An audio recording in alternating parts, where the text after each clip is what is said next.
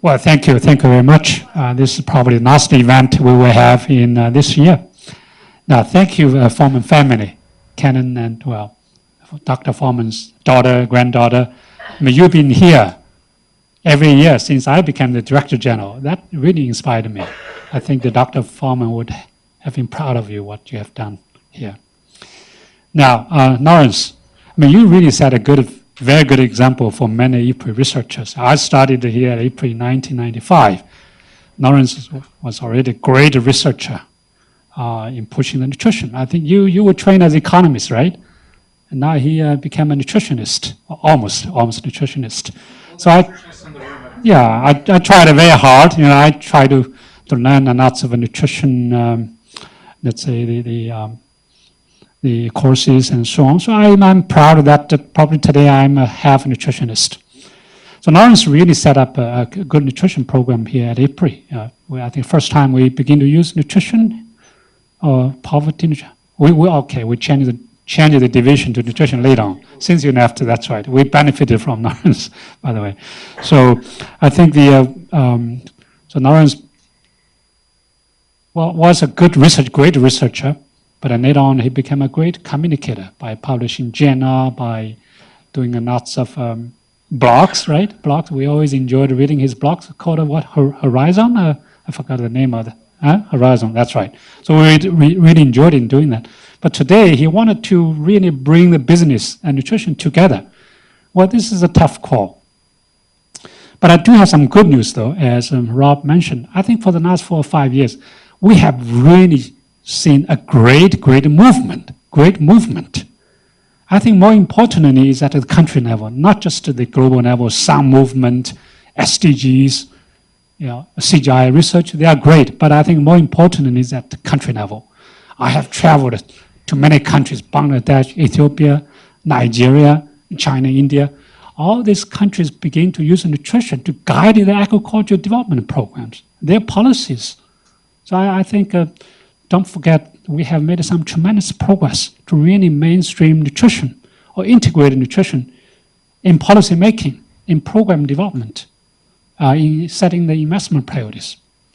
Yes, we do have lots of work to do. I think how we're going to engage with the private sector is a key issue. The private sector is a mixed bag. I have seen the Unilever, DSM, who are really in the frontier to work with us. Paul Pullman. By the way, he has selected as the second most influential Dutch people in 2016. Part of the reason is because he's pushing the nutrition into global development programs, SDGs, by bringing the private sector into that. Then DSM, right, the FAICA and many others, we do see some champions from the private sector. Yes, more needs to be done. I think for the private sector, to be frank, their mission is to make money, to make profit. They respond to their shareholders. So I think ask them to deliver nutrition, in the meantime sacrifice their profit is an issue. That does not mean we have nothing to do. We do. Change the policy environment, change the regulations to make sure that they make money, but in the meantime, they also improve nutrition for everybody. I think that's a key. I don't think you will go very far away just to preach them, hey, you got to focus on nutrition. They're not going to do that. I think the CEO of PepsiCo has learned a lesson. Indira Nuri. Well, she pushed very hard on nutrition, for good nutrition. But her board said, hey, I wanted to look at your bottom line. So we must change the whole environment to make sure that nutrition and the business can be combined. So nutrition will be part of their business objective. So how can we do that? We have a policy issue, policy problem. Today, we have $500 billion used for subsidizing water, energy, fertilizers to produce more rice, wheat, and maize. But these crops are still very important. The people are still hungry. But can we make sure that this $500 billion can also be spent to promote good nutrition, to promote sustainable development, or even reduce the carbon emission? So I think this $500 billion subsidies must be reformed, changed to deliver different outcomes. And I do think there is a great opportunity. The private sector is very much part of that. Now, in terms of accountability, how are we going to make a private sector accountability? Well, in addition to what do we have said, to change the policy, change the regulation, I think the data, information will be so critical. I remember we engaged with certain governments. That's India. India, the Planning Commission Vice Chairman, Montek Unwale, until two years ago. He said, Shenga, I know your research results. I know we need to cut down some of the subsidies, use these subsidies for productive investment. But what can I do? I have to respond to my parliament. And the parliament needs to respond to their citizens. So I think the communicate to whom? I think to general citizens. If we can change the citizens' belief, change citizens' thinking, then the citizens will push the whole political process. I think this is a huge lessons we learned until maybe 4 or 5 years ago. So not just communicate to the people who you know, to the people in our circle.